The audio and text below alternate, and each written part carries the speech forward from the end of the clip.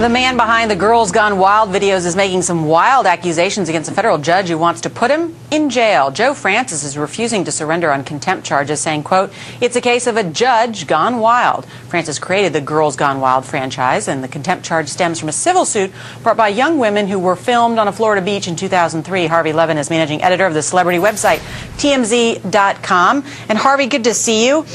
We're also doing this story because, you know, we like to show this video clearly on MSNBC.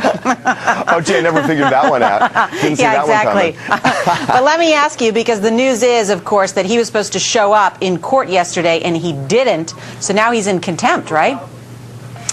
Yeah, and I have to tell you, I mean, I wasn't in the courtroom, so I can't say for sure, but I think this is really bizarre. This judge basically ordered Francis to settle this lawsuit. And Joe Francis, you know, according to the judge, you know, depending on who you're hearing it from, either Joe Francis swore during settlement negotiations or just cut off settlement negotiations, but the judge didn't like it, so he's trying to throw him in jail.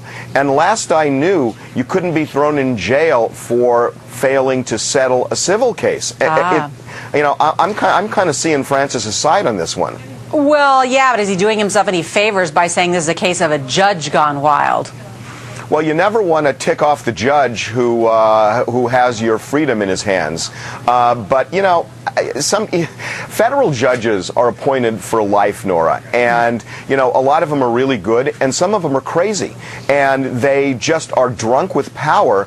And I'm not saying that's the case here, but it does sound awfully weird to me that a judge is saying settle or else. That's not the way the system works. Now, if he but some people would say, somebody, just to take the countervailing point, that Francis is a sore loser. These girls who say they were filmed improperly sued and they won, and Francis should pay up.